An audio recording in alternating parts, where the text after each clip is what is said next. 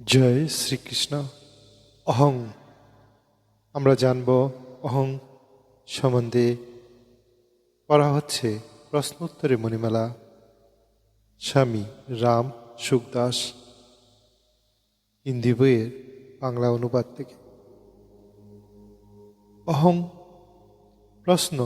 অহংকে করণও বলা হয়েছে, কর্তাও বলা হয়েছে। করণ কেমন করে কর্তা হতে পারে? উত্তর, বাস্তবে অহং হল কারণ, আমরাই তাকে কর্তা মনে করি।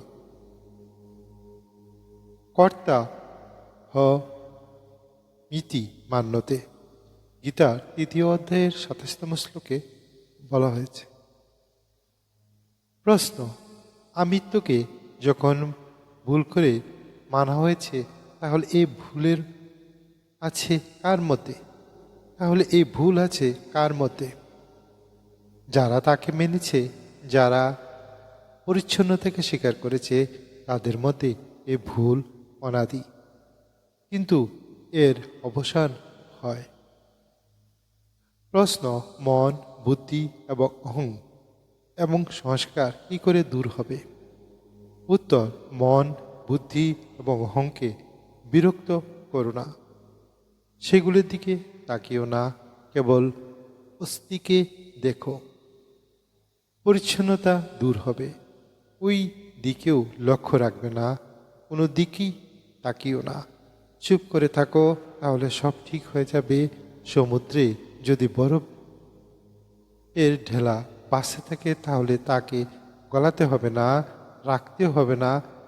একই সহজ অবস্থা বলে। প্রশ্ন, অহং রূপ অনুকে ভাঙা কেন কঠিন মনে হয়? উত্তর, সংস্রবজনিত সুখের প্রতি আকাঙ্ক্ষার ফলে আমিত্ব দূর হওয়া কঠিন মনে হয়। বেঁচে থাকি এবং সুখে সুবিধা নিয়ে বাঁচি, এর উপরেই আমিত্ব প্রতিষ্ঠিত।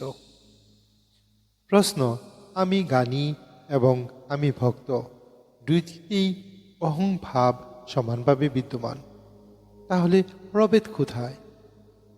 উত্তর, প্রভেদ হলো ভক্তিতে। ভগবান হলেন সহায়, কিন্তু জ্ঞানে কে সহায়? ভগবান সহায় থাকায় ভক্তদের মধ্যে যদি কিছু ন্যূনতা থাকে, তবু পতন হয় না।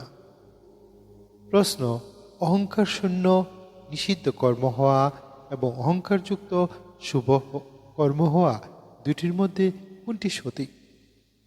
উত্তর, অহংকার শূন্য হলে তো কোনো কর্মবন্ধনই স্পর্শ করে না, কিন্তু অহংকারকে রেখে শুভ কর্ম করলেও তা বন্ধনকারী হয়ে যায়।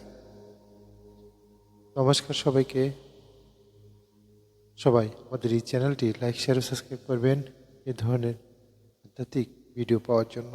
সবাই খুব ভালো থাকবেন।